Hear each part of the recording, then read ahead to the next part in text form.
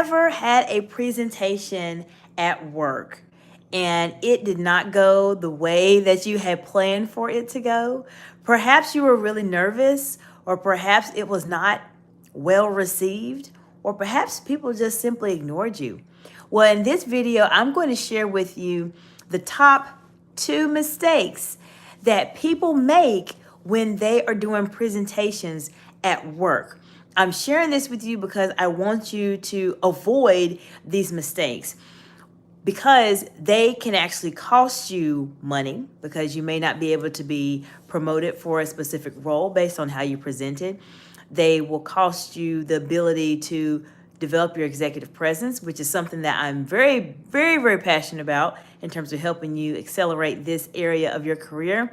And it can cost you your self-esteem, especially if you're doing a presentation in front of people.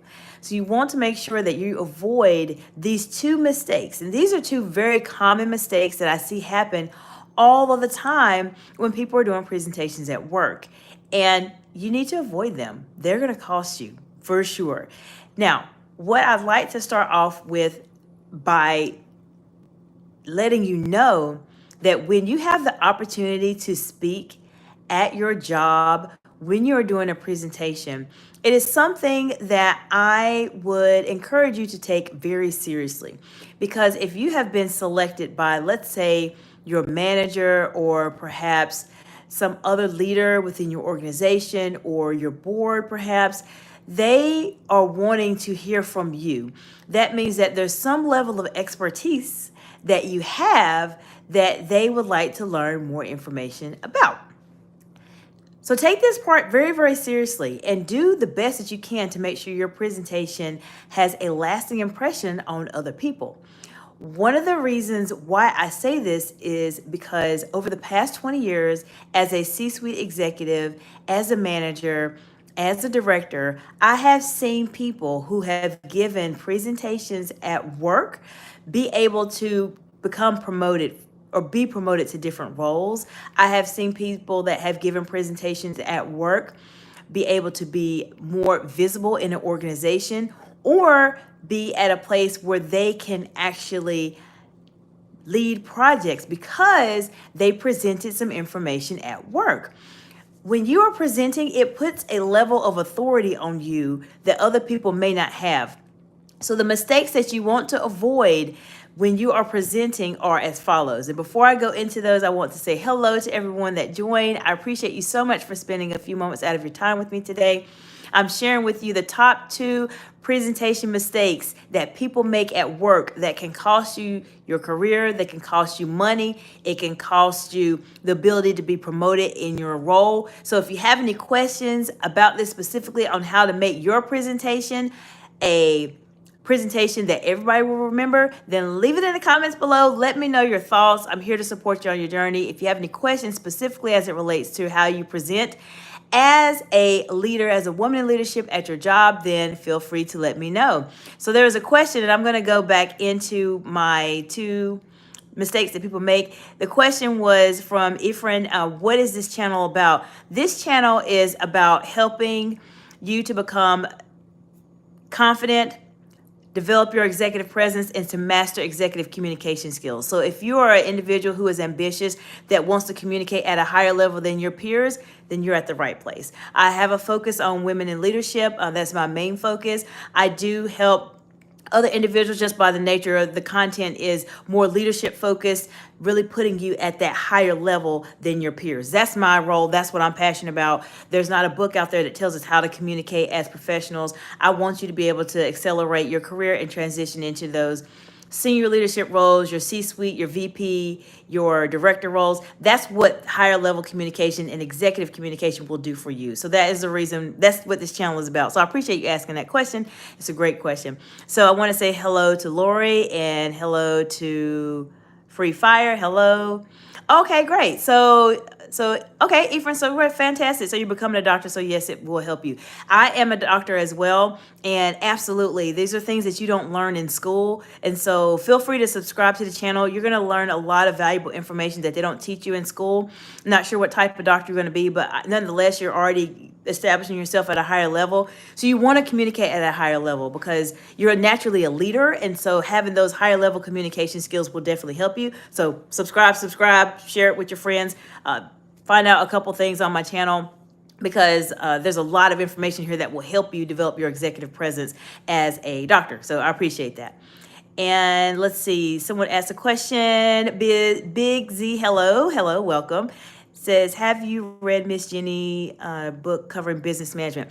I have not read that book. I'm not familiar with that book. If you want to share some insights on the book, I'd be happy to talk a bit more about it. There's a lot of things that business management is very important. I've done a lot of that as a C-suite executive and a manager and a director for the past 20 years. So I have a lot of knowledge about managing operations, businesses, and et cetera. But if there's something specific you want to talk about as it relates to business management, I'm here to help you. I've been doing that for a long time. And thank you so much for subscribing. I appreciate that. Hello. And Ashley, hello. Welcome. So I'm sharing with you the top 2 mistakes that people make when they are presenting at work. And I want you to avoid these mistakes because people do it all the time. I've been a public speaker for over 20 years and I've seen it all the time. So the first mistake that people make when they are doing a presentation at work is that they do not practice. They do not practice the presentation. Oftentimes, we are so busy that we're just typing away and getting things together because we are trying to put a presentation together. Sometimes we have a few minutes to do it. Sometimes we have just a day to get it together. And when you do not practice your presentation, this is what will happen. You will go in front of your audience and you will literally read every single slide on the screen.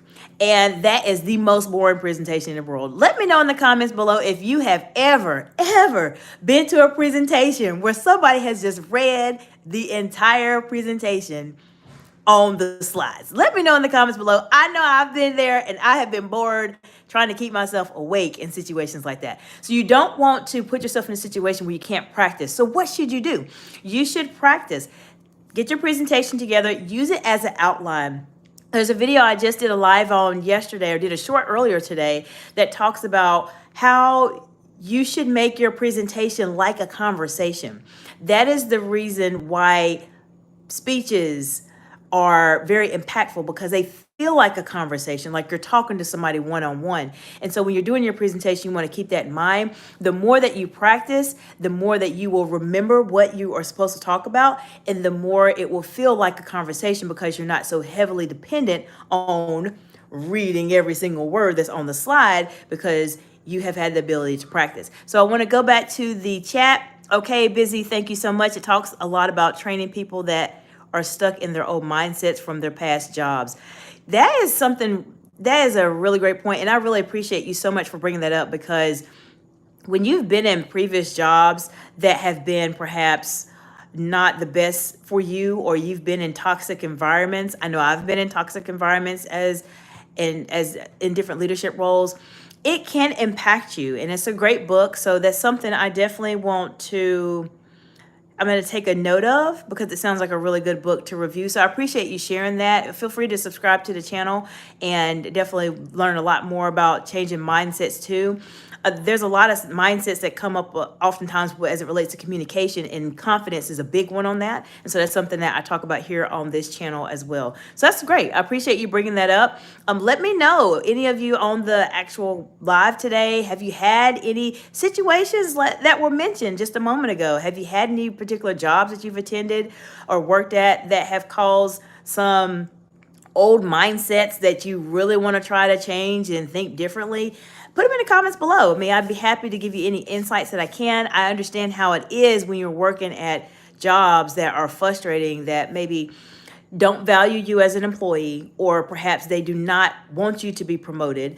I will tell you, as a C-suite executive and as a director, some companies will feel like you are their property. And that is the honest to goodness truth. People will not say that, but some companies become very territorial about their employees when they're trying to advance in their careers and do other things. And some of that can really cause you problems, in terms of your mindset and being able to move forward in your career, because you feel like, oh, I don't want to do this. I don't want to say this because I don't want to get in trouble. And to mention that, I want to share with you actually a story, because that's a great point. So when I first started out with my business many years ago, it was during the pandemic, and at that particular time, I was working as an executive and as a C-suite. And so, if you look at my channel from then to now, there's a big difference. I did not post as much. I was not as visible on social media as I am right now. I'm nowhere near like some of the other influencers, but I have a bit of a presence there.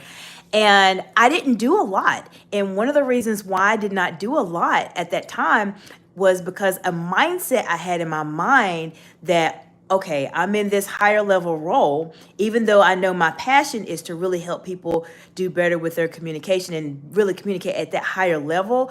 I just felt like I did not want to do that because I was worried about what people at my job may find out.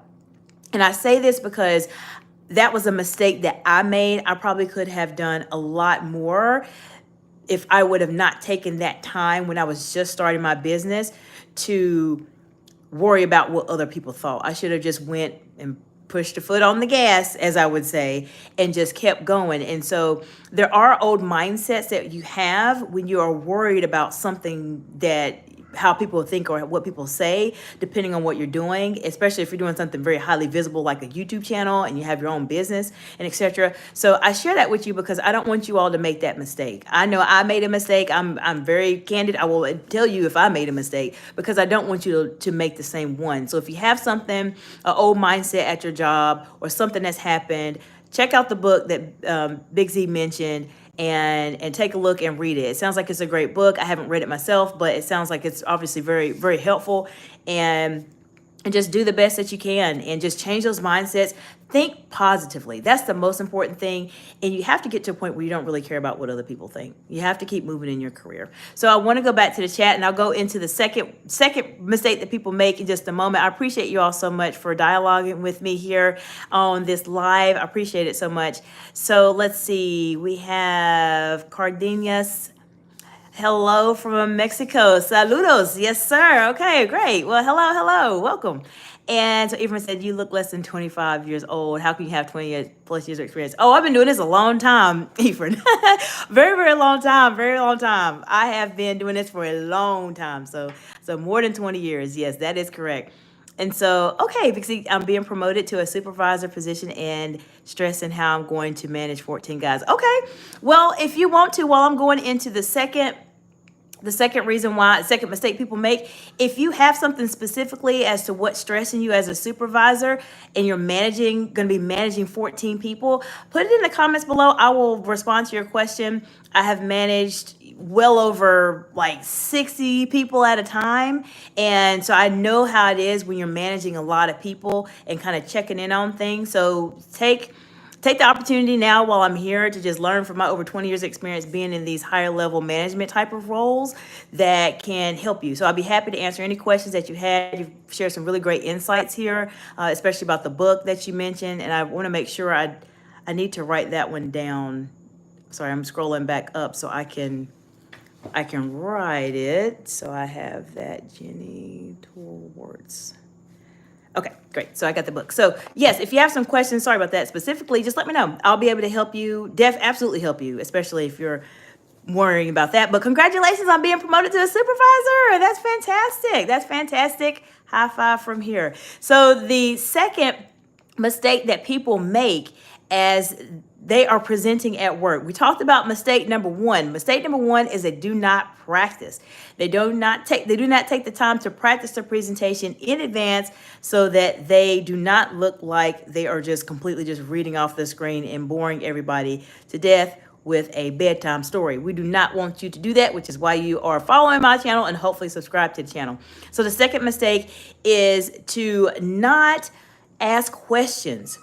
One of the things that you can do to engage your audience when you are doing a presentation is to ask questions in between. Now, one of the reasons why people don't ask questions is because one, they're just scared. They don't know what people are going to say.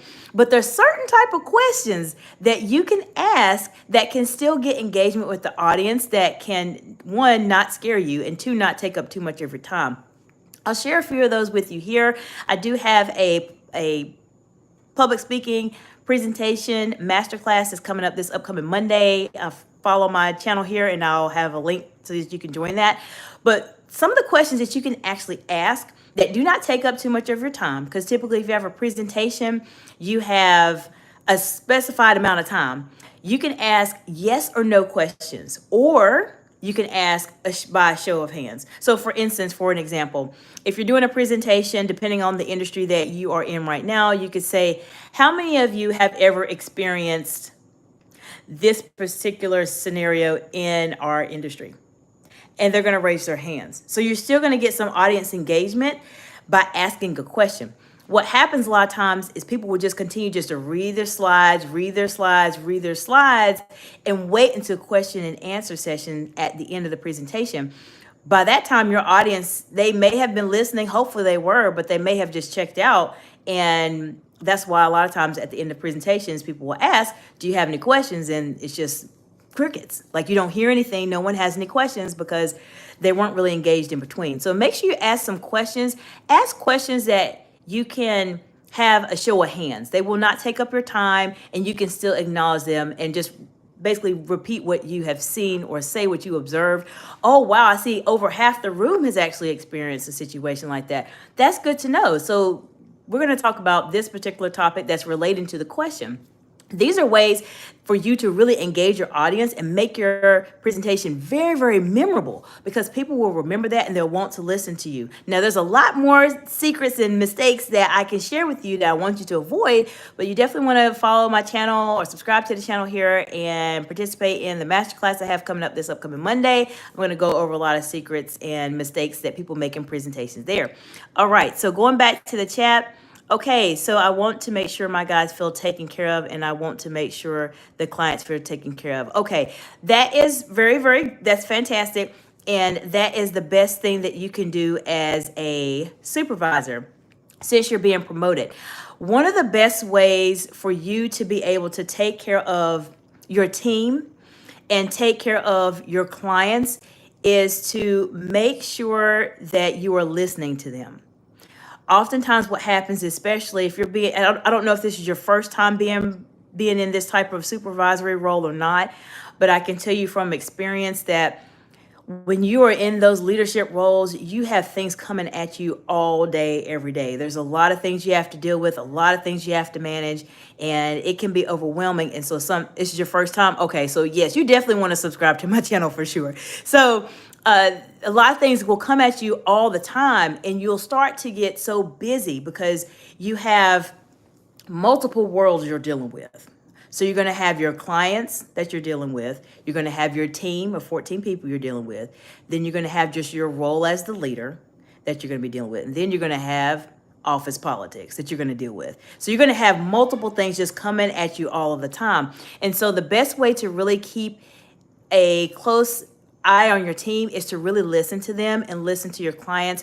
One thing I would recommend for you to do is to develop, if it's 14 people, it's a small group, I would develop some type of either monthly meetings, or if you do weekly meetings or something to keep engaged with the team, because they need to know that you're there and you're taking care of them. The only way that they're going to know that you're there and taking care of them is if you're present to listen to them. So carve out time in your schedule and just be very aggressive with it, because you're going to have stuff come up. Your supervisors are going to ask you to do something, and they're going to need you to do a project or etc.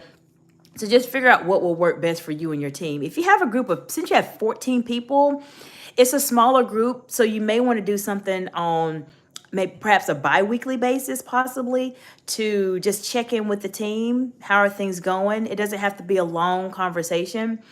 It could be just something very brief, perhaps giving them some updates and seeing if they have some feedback.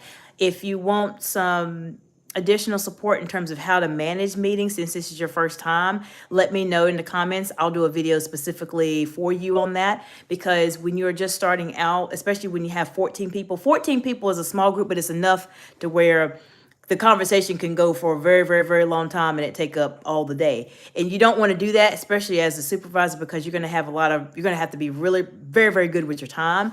And you want to hear your team, you want to listen to your team, but you want to obviously still be able to take care of your responsibilities too. Because it can be a lot your first time as a manager. So I appreciate you asking that and mentioning that. That's one thing I would do to take care of your team. So have your check-ins with your teams and schedule your time. Figure out what time will work best when people are not as busy. It could be a Monday, maybe not Monday. Depends on your industry. Mondays could be busy, busy, busy.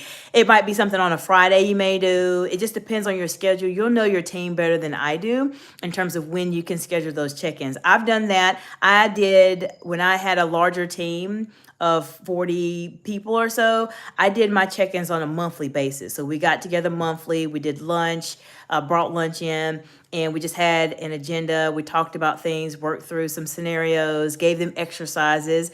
Exercises are always really great as it relates to team building.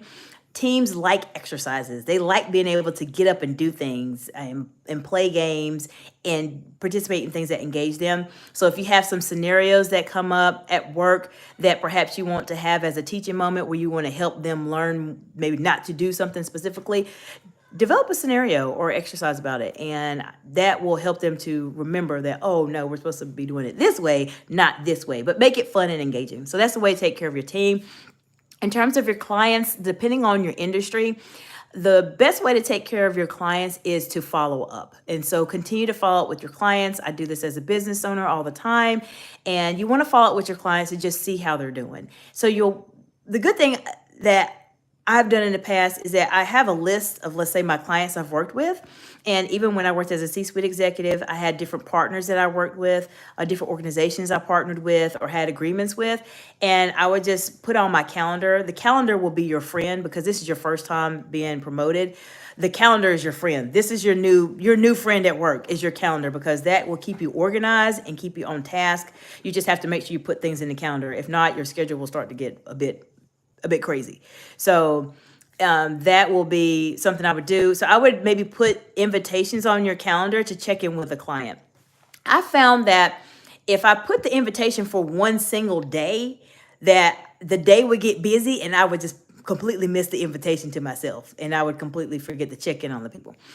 If I put the invitation for a week, then I have at least 5 days to see it. And so I know I'm going to check in I'm going to see it at some point during those 5 days. So I would do something like that. That's what I do to check in with clients. That's what I do to actually check in with my, when I was working as a C-suite executive, to check in with my partners, to just set a calendar invitation and just, you can send them an email, or you can send them, or you can give them a call and just say, hey, how are you doing? Just want to check on the project. I see that you're in HVAC, which is awesome.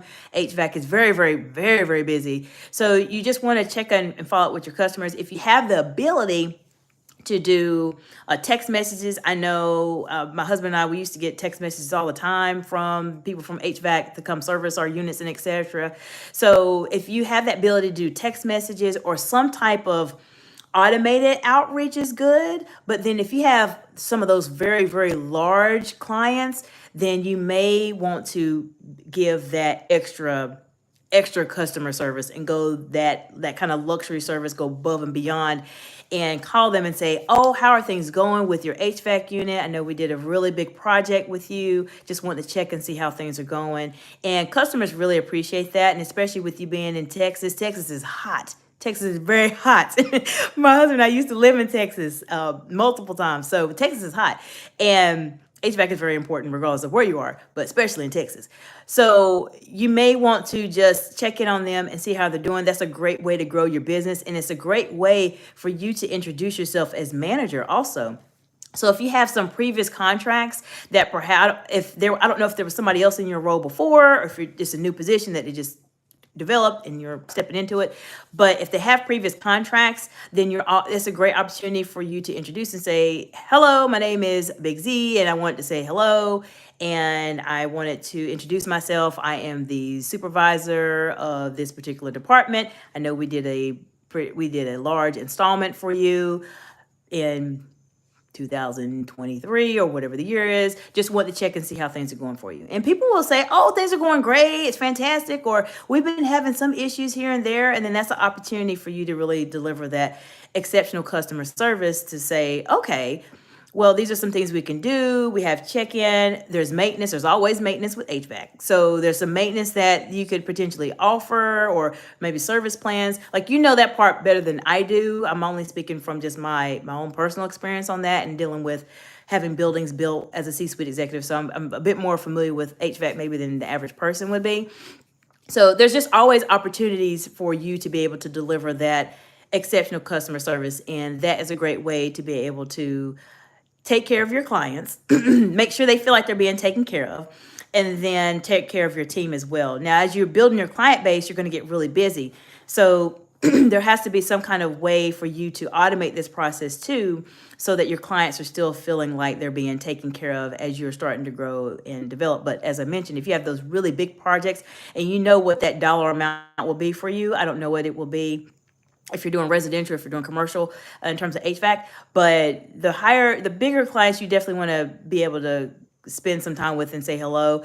Your clients that maybe it's just a residential, you still want to follow up with them, but you just have to determine what you want it to look like ultimately as a supervisor. And this is a great opportunity for you to be able to develop your own type of way. This is your first time being a manager, a supervisor, which I'm so exciting. There's a lot to learn. There's a lot you're going to deal with, but it's a great time for you to develop what you want it to be. So the fact that you want to take care of your clients, take care of your team, that is important. But most importantly, I have to tell you this, is you have to take care of yourself. Yourself, believe it or not, you are number one. And oftentimes people, when you are in those leadership roles, we do not take care of ourselves. I tell my clients, and I talk about this, I don't know how many times I've said this on my YouTube channel.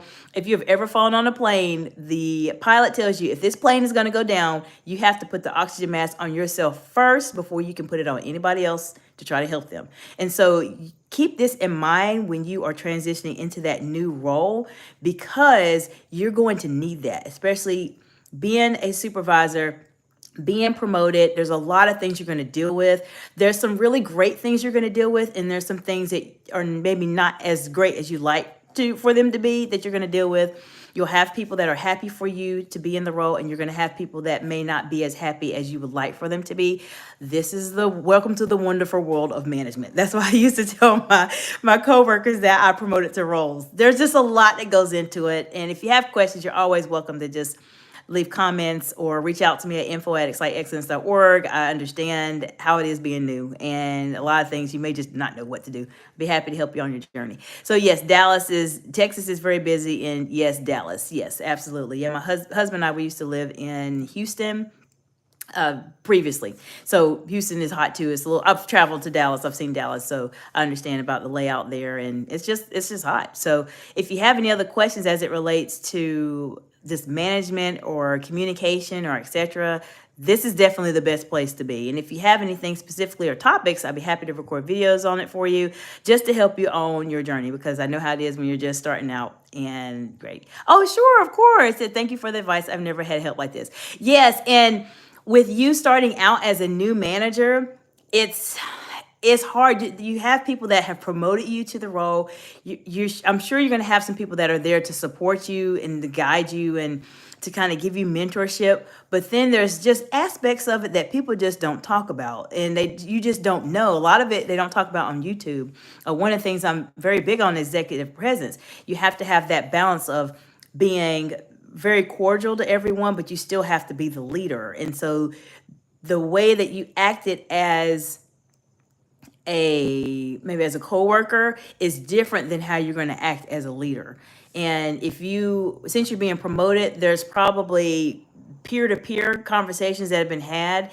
And so your peers are going to start to see you act a little differently. So just be prepared for that, because they are sometimes not sure what to make of it. Wow, he is acting differently, or I don't know what's going on with her, or what's happening.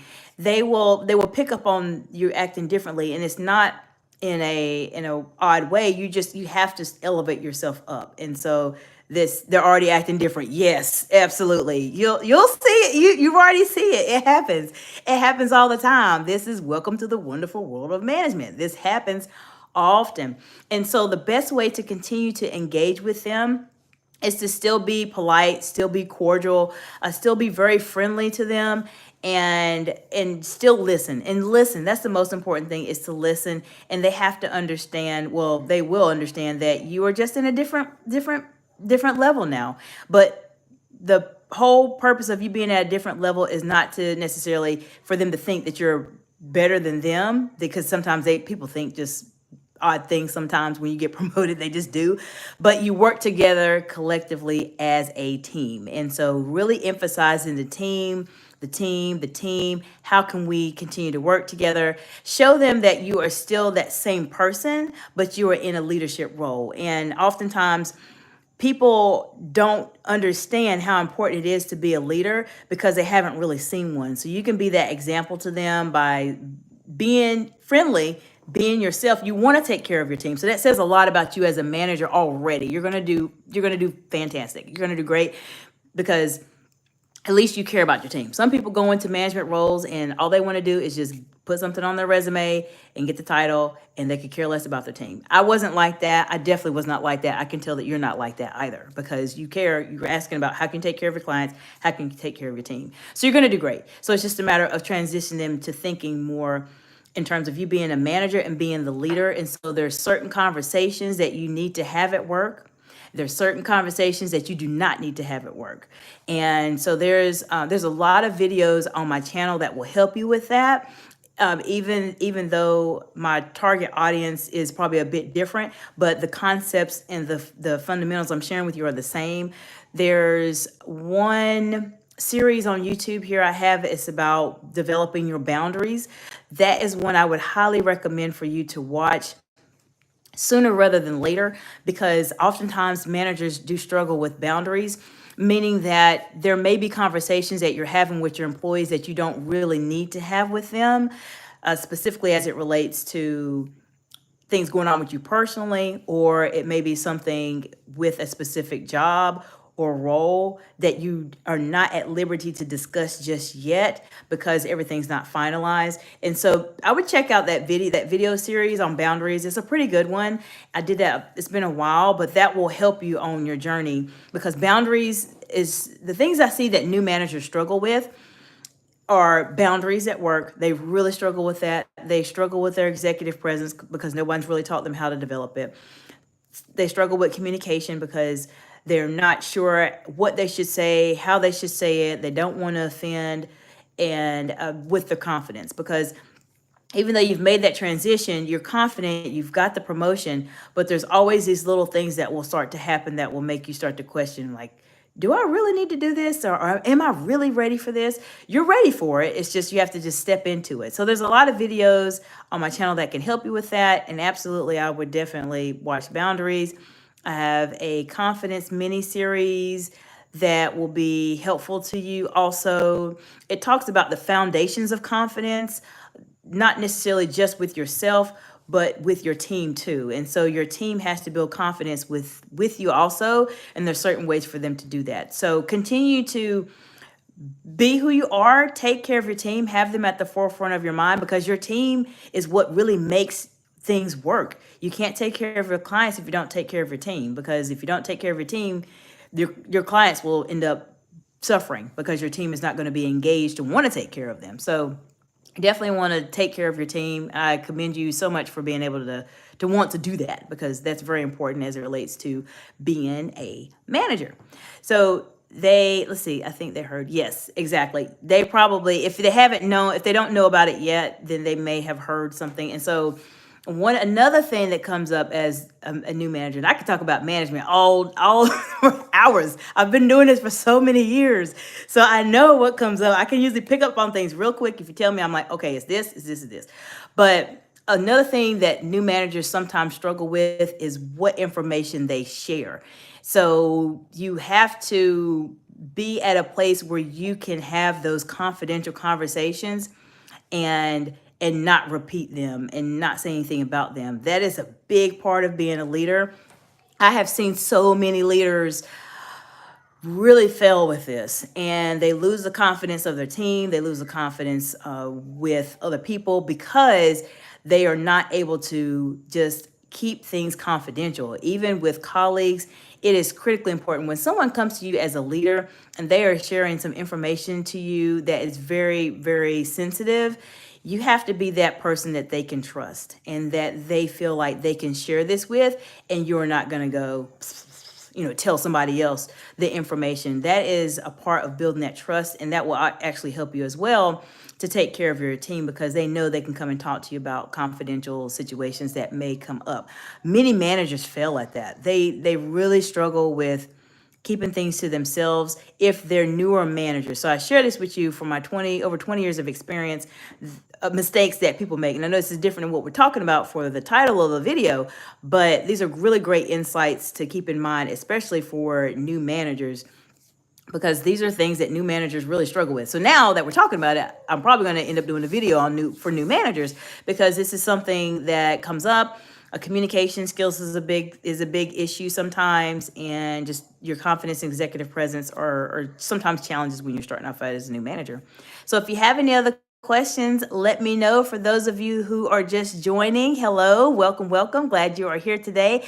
I have shared with you the top two mistakes that people make when they are doing presentations at work. And the first mistake is to not prepare, not practice in advance. What happens if you don't practice? You will continue to read your slides and put everybody to sleep. So you do not want to be that type of presenter at work. It will cost you money, it will cost you promotions, and etc. The second mistake that people tend to make is that they do not ask questions during their presentation. Ask very simple yes or no questions. Can I see a show of hands? This is a great way to be able to engage your audience and to help them feel like you are listening to them while you are communicating. These are mistakes that people make during their presentations, and I want you to not make those mistakes so that when you give those presentations at your job, you set yourself for success, because it's an opportunity for you to showcase your skills and to be present for other opportunities, because majority of the time when you are being asked to present, people see something in you as a expert that they want to learn a lot more about. Now, I have several masterclasses that are going to be coming up this upcoming month. This is Masterclass Marathon at Excite Excellence Incorporated. So if you missed the first one, you missed a really good masterclass. It was how to ace your interview preparation, salary negotiation strategies. That was very helpful. The second masterclass coming up is presentation and public speaking skills. So this is a great lead into that. The third masterclass is going to be executive presence development. So if you are a established leader or a new leader, you definitely want to watch this masterclass, because I'm going to share with you some insights that will help you to develop that executive presence. And then the last one is elite communication skills at work, because this is something that people do not talk about at work. And if you are following my channel or watching the replay, this is a place where you are going to become an amazing leader. You're going to have confidence, your executive presence, and executive communication skills, so that you can communicate at a higher level than your peers, be set up for promotions, advancements, and continue to just elevate in your career. So definitely feel free to like this video. I appreciate you all for liking it so far. Feel free to subscribe to this channel. This is a great place for you to learn real honest professional development advice, leadership advice to help you accelerate your career growth. Learn from my over 20 years plus of experience as a C-suite executive, a manager, director, a public speaker, and executive coach. I've spent time doing a lot of public speaking. I've given Florida State congressional testimony. I've been on the news, and I have been on different media outlets as well. So learn from my experience. I want to fast track your success and help you to avoid mistakes that I made during my career. And so I'm here to really support you all on your journey as you are going through different aspects of your career. So if you have any questions, put them in the comments below. I appreciate you all for joining today and having a really great dialogue today about management, speaking, communications, leading teams. It's a really great live, and I hope that you all found some value in it. And I will see you in the next video. Bye for now.